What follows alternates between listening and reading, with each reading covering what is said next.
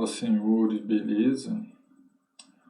Não, estou aqui para mais uma videoaula. Dessa vez a nossa videoaula é de resolução de exercício. Eu já resolvi a primeira fase desse mesmo vestibular, da UFG de 2005. Agora estou resolvendo a segunda fase, beleza? Prova que a gente vai resolver aqui é a segunda fase da área de exatas. Vou deixar aqui o link, na descrição do vídeo.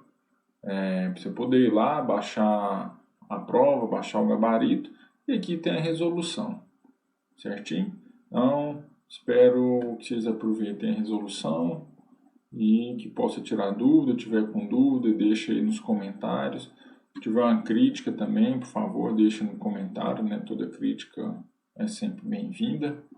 E se tiver elogio também, fala aí, gostei e tal, pede uma prova, quero resolver tal prova. Fique à vontade lá para pedir a prova que vocês quiserem, beleza? Então, vamos começar a resolver essa prova. Então, a primeira questão na prova de Química é essa questão 17. Então, vamos ler.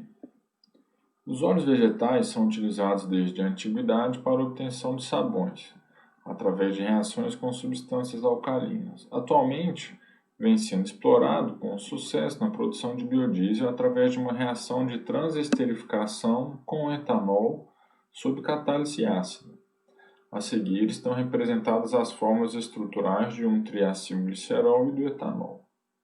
Ele pede na letra A: escreva a equação entre o triacilglicerol, a reação é entre o triacilglicerol e uma base, na obtenção de um sabão.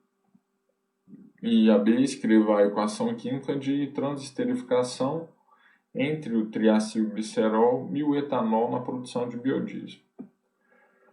Então, a primeira coisa que a gente precisa ver aqui nesse triacilglicerol, qual a função química presente nele? Então, se a gente olhar aqui, ele é um éster, C, dupla O, tem uma cadeia de um lado e uma cadeia do outro, Então esse oxigênio aqui é um heteroátomo, beleza? Então esse aqui é um éster, tá? Então antes de resolver a questão, nós vamos dar uma revisada na formação de éster, que os ésteres são obtidos a partir de uma reação de esterificação. Como que isso acontece? Eu tenho um ácido carboxílico que reage com um álcool para formar o éster e a água, beleza? Eu posso ter reação inversa, Então, nesse sentido, é a esterificação. E a reação inversa é a hidrólise, A quebra do éster através da água. Então, o éster mais a água, aí essa catálise pode ser ácida ou básica, E eu vou formar aqui o ácido carboxílico de partida e o álcool de partida, beleza? Então, um macete para a gente identificar, quando eu tiver um éster, qual que é o ácido de partida e qual que é o álcool de partida, vamos fazer o seguinte: vou pegar o hidrogênio e vou aqui no heteroátomo, Então, com esse hidrogênio eu vou tampar um lado da cadeia, beleza? E o que a gente obtém? O que eu obtive aqui foi o ácido carboxílico, C, dupla O, OH. Aqui, o ácido de partida, certo? Agora, então eu tampei com hidrogênio o lado azul aqui, esse lado da cadeia. O que eu vou fazer? Agora eu vou tampar o outro lado do heteroátomo, Tampei o lado azul, vou pegar esse hidrogênio e vou vir tampar a cadeia do lado de cá. Aí o que eu obtenho? Eu obtenho o álcool de partida, beleza? Então esse negócio do hidrogênio, de tampar um lado do heteroátomo e depois o outro lado, é só um macetezinho para tentar ajudar a identificar, os compostos de partida, tudo bem? Mas o que a gente precisa saber é isso. Então, o éster, ele é obtido da reação entre um ácido e um álcool, beleza? Só que o que ele está pedindo? O exercício está pedindo a hidrólise desse triacilglicerol, O álcool, o glicerol, por quê? Porque o álcool que eu tenho aqui é o glicerol, O nome e o PAC dele é o propanotriol, beleza? Então, o que a gente vai ter que fazer? A reação de volta. Então, se eu olhar aqui, é um triéster, um éster, 2, 3.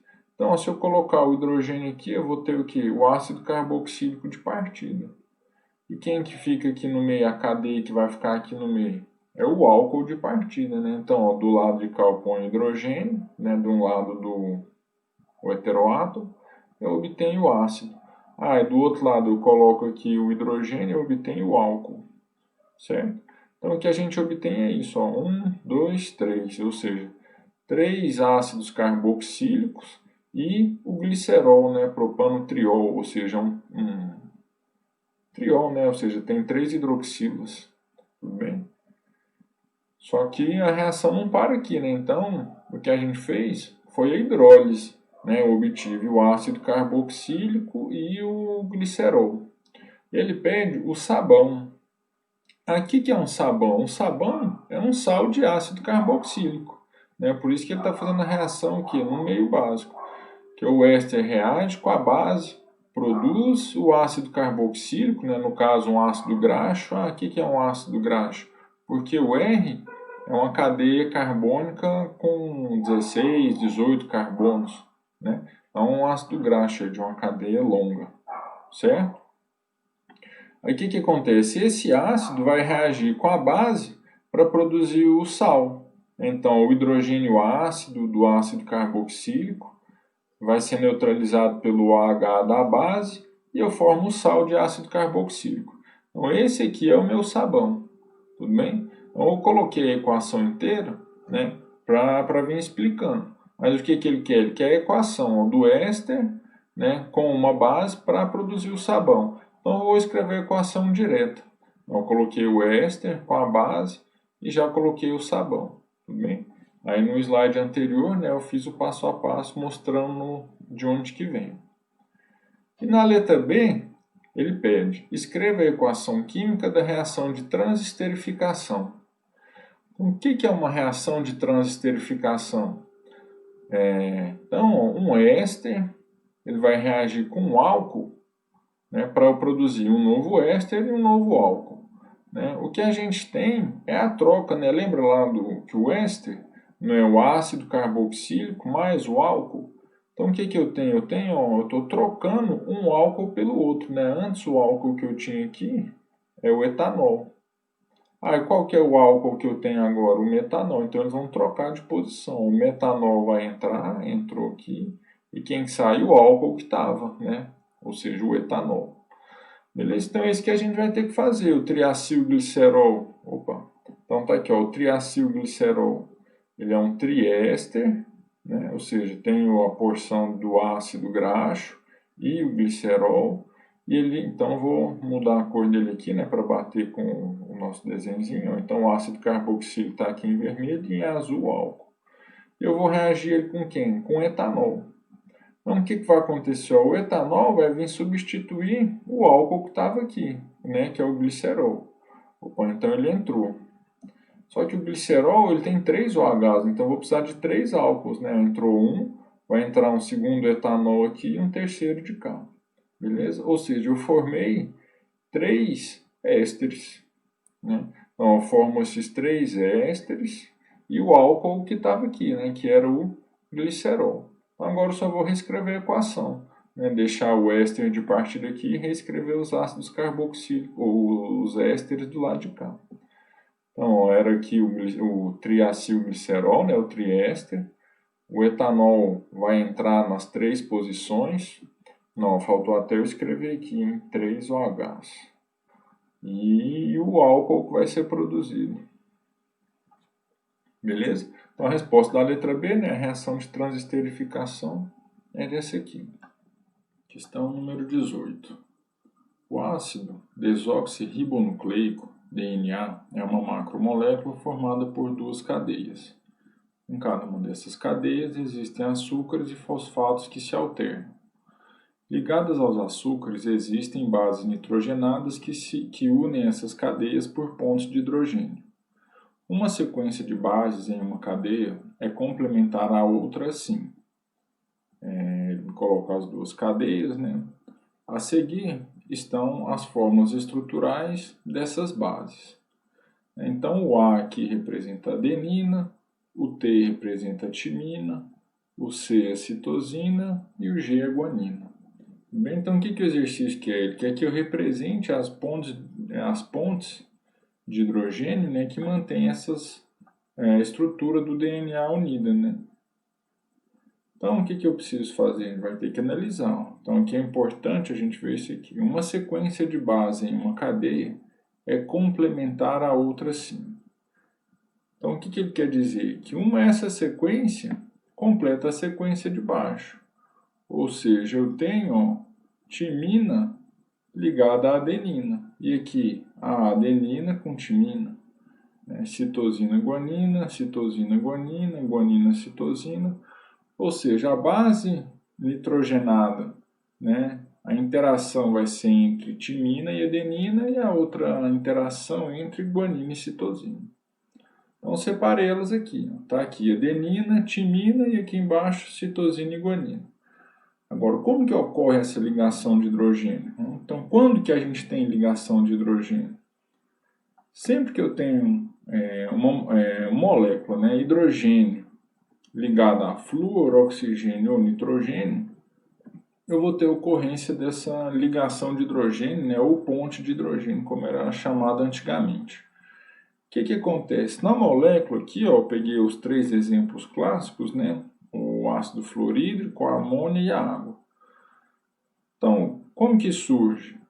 Um elemento com uma alta eletronegatividade ligado a um outro elemento, né? Então, quando eu tenho essa diferença de eletronegatividade, ou mais eletronegativo aqui o flúor, atrai o par de elétron e fica com a carga negativa. E outro elemento, né, ligado a ele fica com a carga parcial positiva. Então, eu gero polo nas moléculas. Isso aqui ocorre em moléculas polares, né? Então, eu gerei uma molécula que ela tem um polo negativo e um polo positivo. Então, uma molécula interage com a outra. O polo negativo de uma molécula, o flúor, vai interagir com o polo positivo da outra, que é o hidrogênio. Então, aqui, esse tracejado representa essa ligação de hidrogênio. E isso ocorre sempre que eu tiver hidrogênio ligado a flúor, oxigênio e nitrogênio. Os casos clássicos estão aqui a amônia, o hidrogênio positivo, né, interação com o nitrogênio de uma outra molécula, né, interação intermolecular, então são entre moléculas. Né? Então, uma molécula, o polo de uma molécula interagindo com o polo da outra. Olha a água, o hidrogênio positivo, né, o polo positivo, interagindo com o oxigênio, que é o polo negativo de uma outra molécula. Então, estão aqui representadas as pontes de hidrogênio. Só que isso não ocorre somente na água, né, amônia e no HF. Sempre que eu tiver essa situação, né, de hidrogênio ligado a um desses elementos, eu tenho as ligações de hidrogênio. Então, aqui do lado, eu representei a ligação de hidrogênio, ela ocorre entre dois álcoois. Então, R aqui representa um radical alquil, e o OH, né, é a função álcool. Então, eu tenho aqui interação de hidrogênio entre dois álcoois. Eu posso ter interação de hidrogênio entre uma amina e um álcool, o hidrogênio ligado ao oxigênio, né? E o hidrogênio ligado a nitrogênio. Então, esse hidrogênio vai interagir com o oxigênio da outra molécula. Aqui eu representei uma carbonila, né? Carbonilas, em geral, no caso específico aqui, tem um aldeído. Né? Então, ó, C+O interagindo com o hidrogênio, ligado ao oxigênio ou nitrogênio. Eu posso ter também o aldeído, no caso aqui com uma amina, mas poderia ser um álcool. Então, tem todas essas situações. Agora, a gente precisa interpretar na nossa situação aqui, com as duas bases nitrogenadas. Então, na adenina, onde que eu tenho hidrogênio? Eu tenho esse hidrogênio, ligado ao quem? Nitrogênio. Opa! Então, pode fazer esse hidrogênio, pode fazer uma ligação de hidrogênio? Pode. Com quem? Bom, aí tem que ser com um desses elementos, né? Ou nitrogênio, ou oxigênio, ou esse oxigênio aqui. Então, eles vão fazer com quem está mais próximo. Então, opa, eu posso ter esse hidrogênio fazendo uma ponte de hidrogênio aqui? Posso. E esse hidrogênio? Opa, esse hidrogênio ele tem que interagir com o lado de cada molécula, né?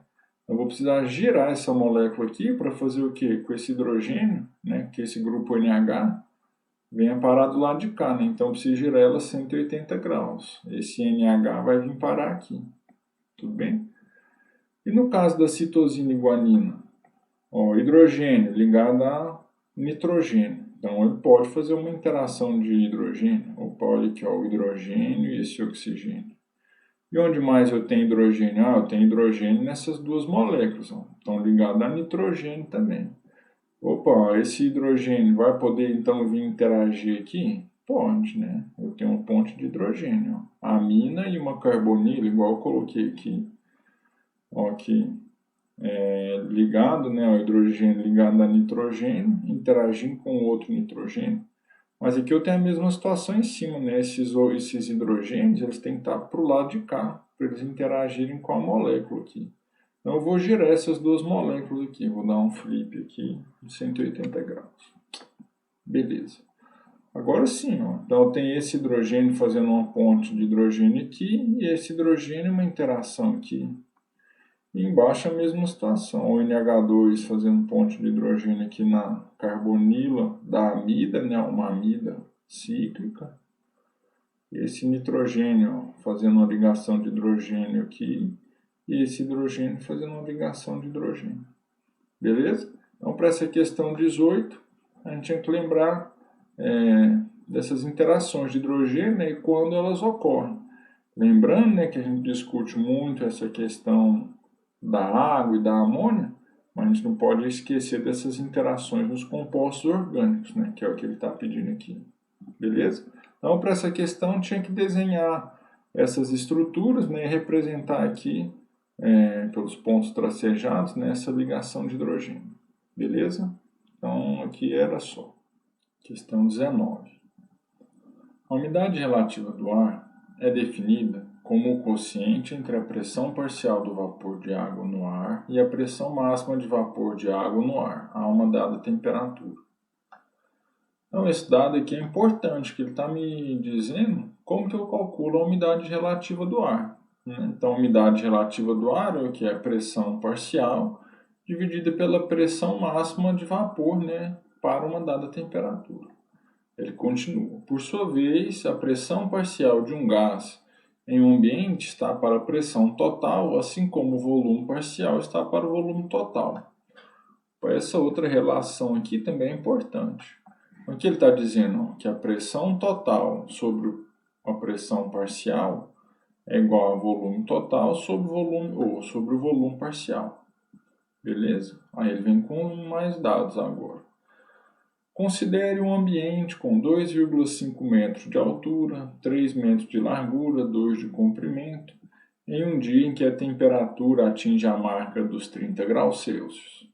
Sabendo que nessas condições a pressão parcial de vapor de água é de 25 mmHg e que a pressão máxima de vapor é igual a 31,8, aí ele pede, determine a umidade relativa do ar e o volume de água no estado líquido existente nesse ambiente.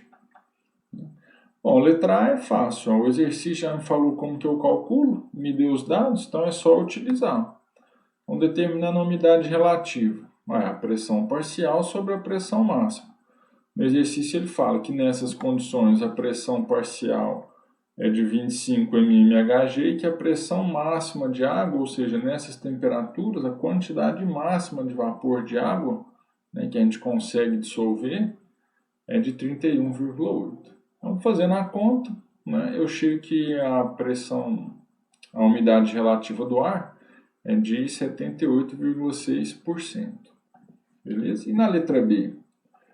Determine o volume de água no estado líquido existente nesse ambiente, considerando que a pressão total é de 760 mmHg. Quando a gente fala na umidade relativa, né, a água que a gente está falando está na fase de vapor, né, na fase gasosa. Então, o que eu preciso? Eu vou calcular o volume no estado gasoso e, bom, até depois eu preciso determinar ele na fase líquida, tudo bem? Então, assim que a gente vai resolver o exercício. Bom, para essa letra B, eu preciso da outra equação que ele me deu, né? Que é a pressão total dividida pela pressão parcial é igual ao volume total dividido pelo volume parcial. Pressão total, ele me falou, 760 mmHg. Pressão parcial da água. Eu sei, o exercício falou também 25. Aí o que fica faltando? O volume total e o volume parcial, né? O volume parcial de água. E o total? Bom, o volume total eu sei calcular, ele não me deu as dimensões da sala, né? Ou seja, o volume total é o volume da sala. Então eu calculei, 2,5 vezes 3 vezes 2, dá 15 metros cúbicos, né? Que é metro, metro e metro, então 15 metros cúbicos. Aí, lembrando que 1 metro cúbico corresponde a 1.000 litros, então o meu volume total, 15 mil litros, né? Ou 15 vezes 10 ao cubo litros, usando notação científica. Bom, eu calculei aqui o volume total, eu vou descobrir o volume parcial, ou seja, o volume de água, só que na fase gasosa. Beleza? Então, jogo os dados aqui, né? Pressão total, volume parcial, o volume total, né? E calculo o volume parcial. Ou seja, eu tenho 493,4 litros de água na fase gasosa. Beleza? Só que ele quer saber no estado líquido. Então, eu vou precisar converter, né, essa quantidade aqui para o estado líquido. Como que eu faço isso? Usando a equação de Clapeyron. Eu sei que P vezes V, pressão vezes volume, é igual ao número de mols, a constante dos gases e a temperatura. Então, eu tenho R, ele me deu a pressão 760, então eu vou substituir os valores lá. A pressão 760. O volume total, né, porque eu estou falando na fase gasosa, por isso que eu estou utilizando a equação dos gases. Então, coloquei o volume total, R, 62,3. E a temperatura, no exercício falam que era 30 graus Celsius, mais 273, né, que eu tenho que usar em Kelvin. Então, a temperatura em Kelvin, 303. Aí aqui eu vou calcular aqui o número de mols. Então quantos mols de água eu tenho, né? Isso representa, esse volume representa um total de 19,8 mols de água. Agora sim eu consigo calcular qual que é esse volume na fase líquida. O que eu sei? Que 1 mol de água corresponde a quanto? 18 gramas. Se eu pegar o total de mols, 19,8, aí aqui eu arredondei para 20, tá? Então, 20 mols para fazer a conta, né? Então, 20 vezes 18 vai dar 360, né? Se 1 mol, 18 gramas, 19,8 mol, X. Então, para fazer a continha, eu arredondei. Fiz 20 vezes 18, 360. Aí, como a densidade da água é 1 grama por ml, se eu tenho 360 gramas, é o equivalente a eu ter 360 ml de água. Beleza? No estado líquido. E a resposta, o volume de água é de 360 ml, uma vez que a densidade da água é de 1 grama por centímetro cúbico. Beleza? Então, para essa questão 19, olha só. Questão 20. A sacarose em meio aquoso ácido sofre hidrólise produzindo glicose e frutose que coexistem nessa solução nas formas abertas e fechadas. O produto dessa hidrólise é chamado de açúcar invertido. A equação química da reação é mostrada a seguir. Então tá aqui, a sacarose. Sacarose, ela é a união da glicose com a frutose, né, através da ligação glicosídica. E em meio ácido eu tenho a quebra dessa ligação. Então eu vou separar esses dois açúcares, né? Então eu tenho aqui a glicose e a frutose. Na letra A, ele pede o seguinte: numere os carbonos na estrutura a seguir correspondentemente com os numerados na forma fechada. Vamos pegar a prova, embaixo dessa questão, ele me dá essa estrutura.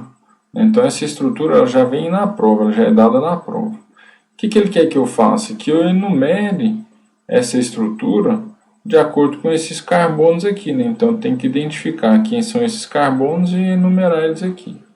Então, eu vou juntar as duas moléculas, que é o que interessa para a gente.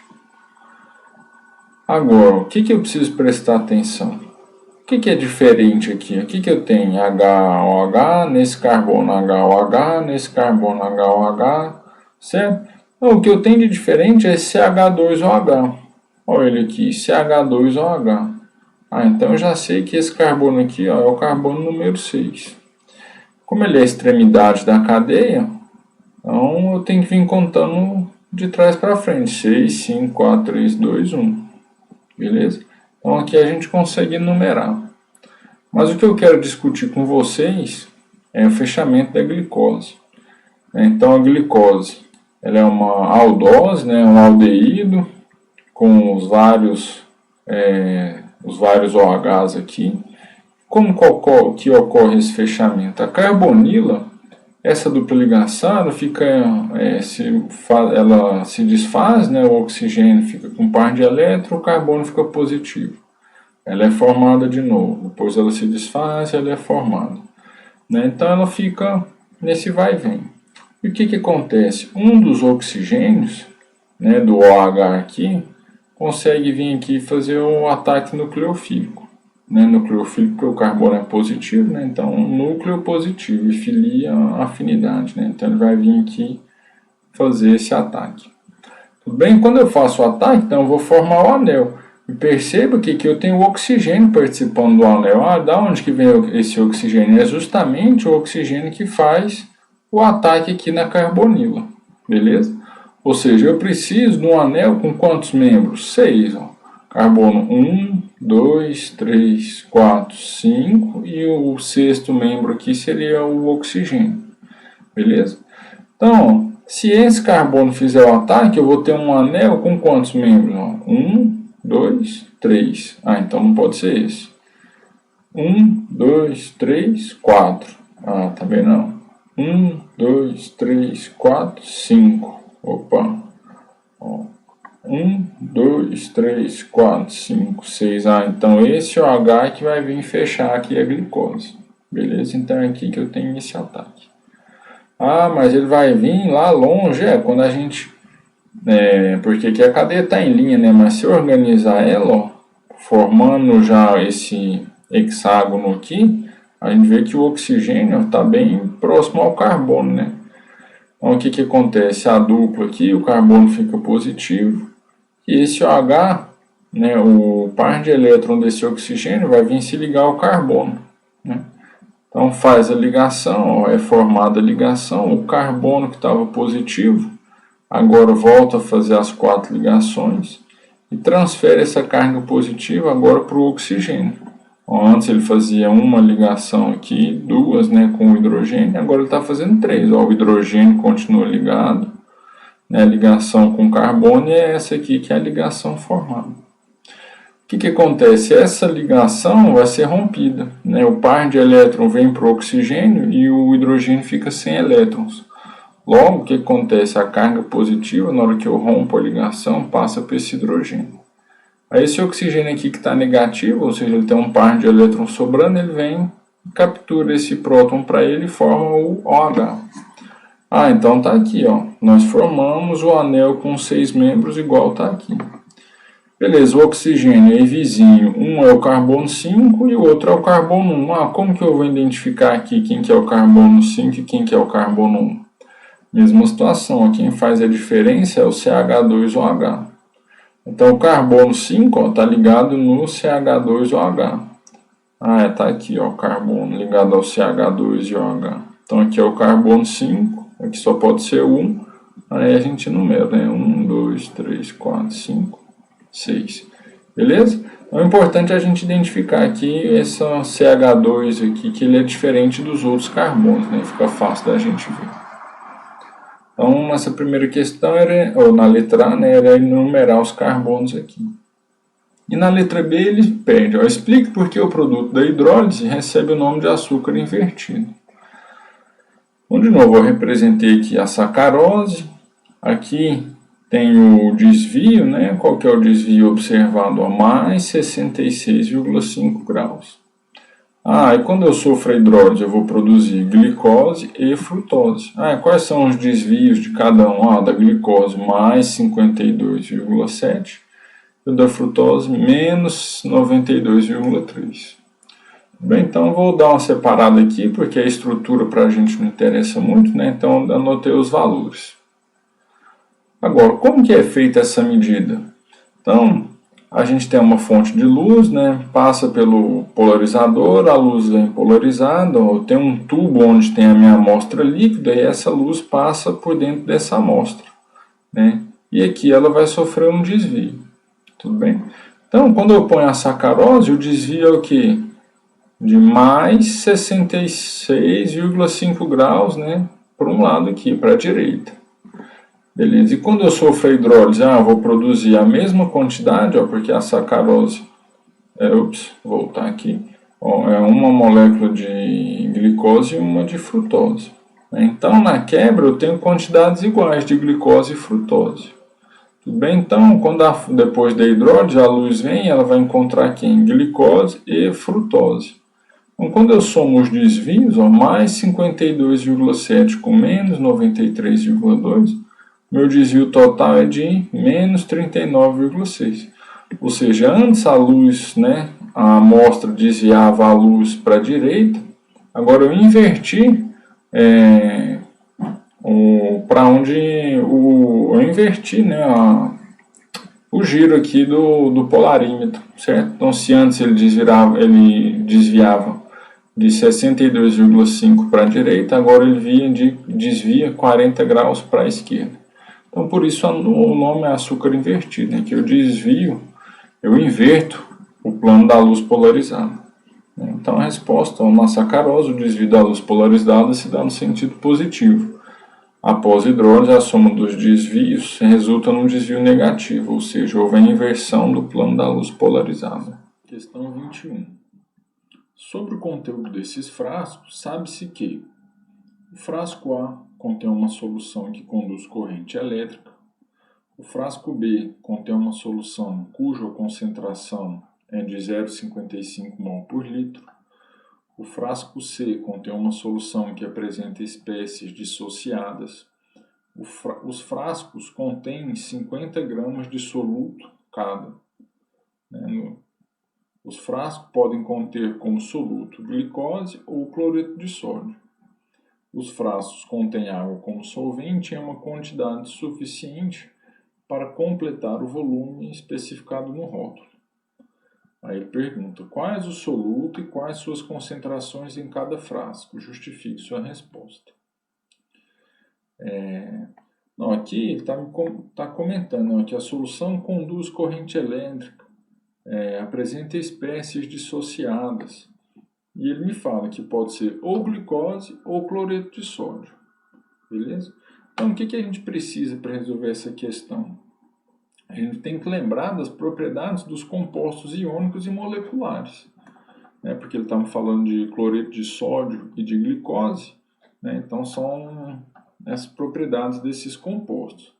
Vamos relembrar lá. Os compostos iônicos apresentam um alto ponto de fusão, conduz corrente elétrica quando fundidos ou dissolvidos. Então, um sal, que eu coloquei exemplo de alguns sais. Então, se eu aquecer ele até ele derreter, ele vai conduzir corrente elétrica. Ou se eu dissolver ele em água. Então, na fase sólida, os íons, tanto ânion como cátion, eles estão presos no retículo cristalino. Para ter a condução de corrente elétrica, esses íons têm que estar livres. Então, por isso que ele tem que estar ou fundido ou dissolvido. Outras propriedades aqui dos compostos iônicos são formados por íons, tem uma ligação iônica, e essa ligação iônica é sempre entre um metal e uma metal. Apesar de serem polares, nem sempre os compostos iônicos são solúveis em água. Tudo bem? E aqui os compostos moleculares.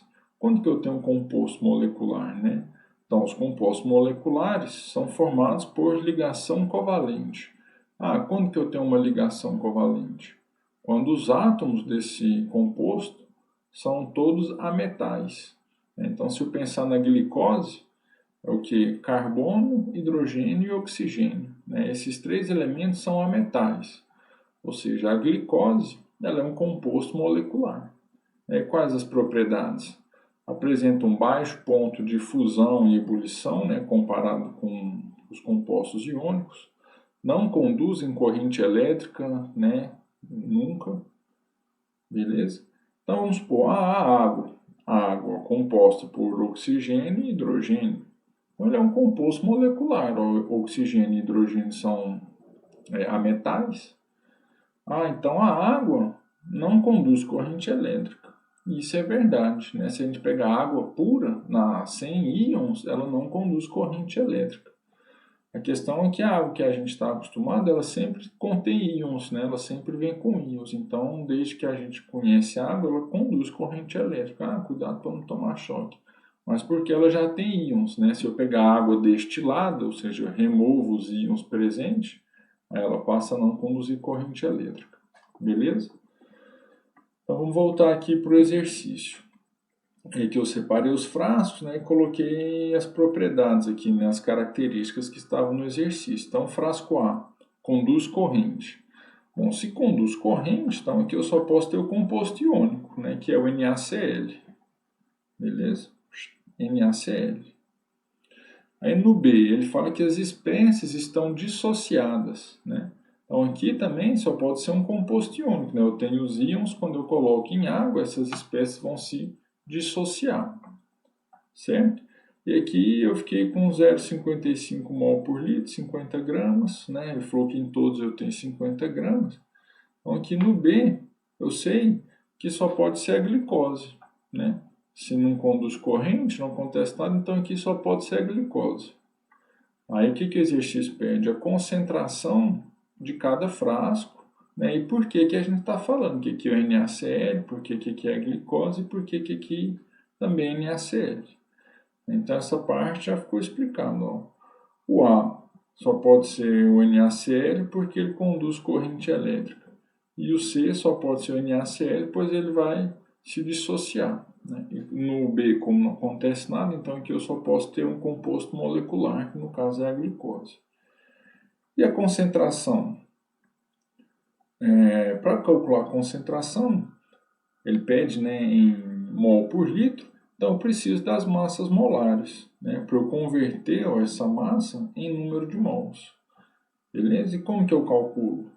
Ou a gente faz a regra de 3, né, 58 gramas tem 1 mol, 50 gramas, X. E a gente obtém os resultados. Ou usa a fórmula, né, o número de mols é a massa sobre a massa molar, que ficaria 50 sobre 58, beleza? E aqui 50 dividido por 180. É a mesma conta que fazer a regra de 3. Então agora eu já sei quantos mols eu tenho, né? Então, ó, calculei aqui para o A quantos mols eu tenho? 0,86. Para o B, 50 gramas, né, de glicose corresponde a 0,28 mols. E aqui, 50 gramas de NaCl, né, a mesma quantidade, 0,86.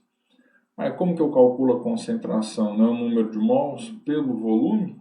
O número de mols eu calculei para todo mundo. E o volume? Está aqui, ó, 1 litro, meio litro e 250 ml. Lembrando que para o B, ele já me fala que a concentração é 0,55 mol por litro. Então, a gente vai calcular aqui para a gente ter certeza que é realmente a glicose. Então, calculando a concentração, número de mols pelo volume, para a letra A, 0,86 mol por litro, para o frasco B, né, 0,28 sobre 0,5, 0,56. Né, bem próximo aí, né, ele fala que é 0,55, porque o 0,28 é redondei, né, dava um valor um pouquinho menor, mas né, mostra que realmente está correto. E para o frasco C, a concentração é de 3,44 mol por litro, certo? Então, para esse exercício, né, tinha que lembrar aí das propriedades dos compostos iônicos e moleculares e saber calcular a concentração, né? Calcular o número de mols, depois a concentração. Questão 23. Então, na questão 23, ele me dá esse folheto, né, aqui do jornal, falando sobre a questão do enriquecimento do urânio. Na letra A, ele pede, determine a massa atômica do urânio na amostra natural e na amostra enriquecida. Aí ele pede para a gente considerar esses dois isótopos. Então, o que ele está pedindo? O que é a cartilhazinha que me fala? Né? A composição do urânio, o urânio natural, contém átomos de diferentes massas, que são chamados de isótopos, principalmente o isótopo do urânio 238 e o urânio 235.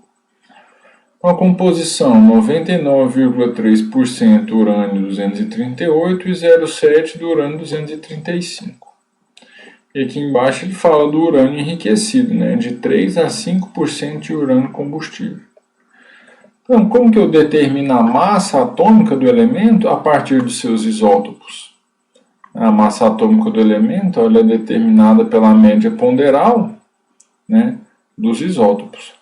Então, eu vou pegar aqui o isótopo A vezes a abundância dele, mais o isótopo B vezes a abundância dele, e dividir por 100%. Ou dividir por 100, né?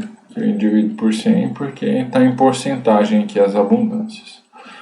Beleza, aqui ele pede aqui na amostra natural e na enriquecida, considerando que eu tenho 5% na enriquecida, que ele fala que é de 3 a 5.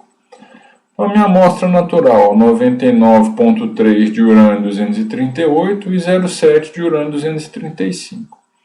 E na enriquecida, 95 de urânio 238 e 5% de urânio 235. Eu vou jogar esses valores aqui e vou fazer o cálculo. Então, para a amostra natural, urânio, né, o isótopo, 238 vezes a porcentagem dele, a abundância, mais o outro isótopo, o urânio 235 vezes a abundância, divide por 100, essa é a massa. Aí na amostra enriquecida, aí muda as porcentagens, né? O urânio 238 é 95 e esse 5%, né? Divide por 100. Então esses são os dois valores de massa, né? Na amostra natural e na amostra enriquecida. Tranquilo? Esse aqui era tranquilo, né?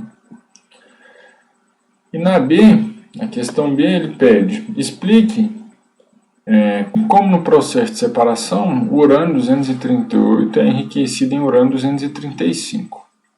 Então aqui já tem a resposta. Vou ler a resposta, depois eu comento a figura com vocês. Ele é enriquecido por diferença de densidade. O urânio 238 é mais pesado. Na centrífuga ele é forçado a ir para as extremidades do cilindro, enquanto o urânio 235 fica no centro do cilindro e é aspirado. Beleza? Então, o que está acontecendo? Vamos analisar a figura. Enriquecimento por centrífuga a gás.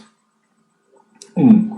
O gás, né, hexafluoreto de urânio, alimenta o cilindro e o faz girar em altas velocidades, ou seja, o gás entra aqui e faz com que esse cilindro comece a girar. Moléculas pesadas de urânio 238 são expulsas do cilindro. Bom, começa a girar aqui, né, eu tenho uma força centrífuga que começa a empurrar as moléculas aqui para fora.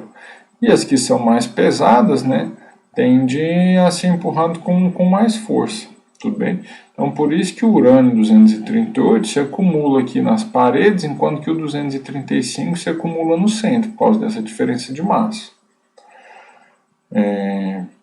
Aí no 3, moléculas mais leves de urânio 235 se concentram no centro do cilindro, né, em função do giro mesmo, né, da força centrífuga. Então, 238 é expulso, né, vai para as extremidades saindo do cilindro, e o 235 fica aqui.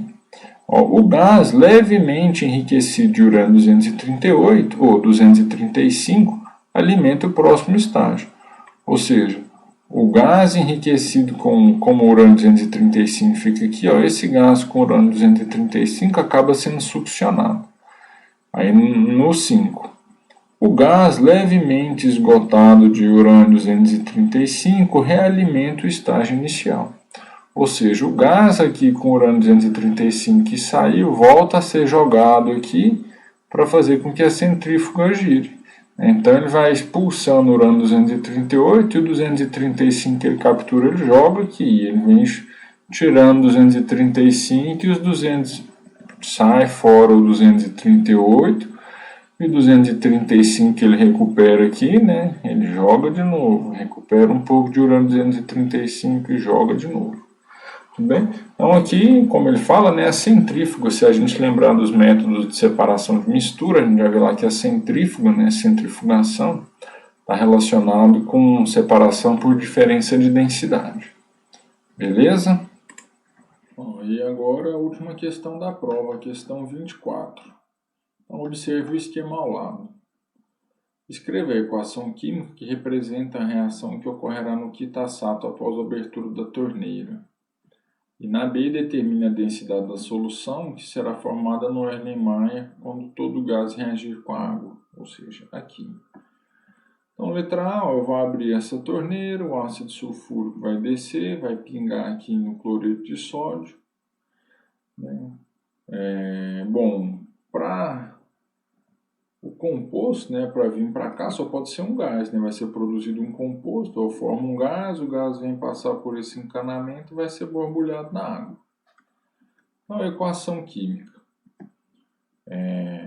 Bom, o que a gente tem aqui na letra A é o ácido sulfúrico reagindo com cloreto de sódio. É uma reação de dupla troca, tudo bem? Então, o ânion, o SO4, vai deslocar esse ânion aqui. Então, o SO4 troca de posição com o cloro. O SO4 vai vir aqui se juntar ao sódio e o cloro vai vir para cá se juntar com o hidrogênio. Então, forma o Na2SO4 e 2HCl. Então, essa é a reação química, 1H2SO4 mais 2NaCl, produzindo 1Na2SO4 mais 2HCl. Tudo bem? Então, quem que vem para a fase gasosa e vai vir borbulhar aqui? O HCl. Esse HCl produzido vai vir borbulhar aqui na água. Beleza? Que é o que ele pede na letra B.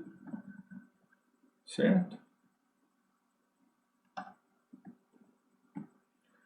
Então, na letra B, o que eu preciso para determinar a densidade da solução?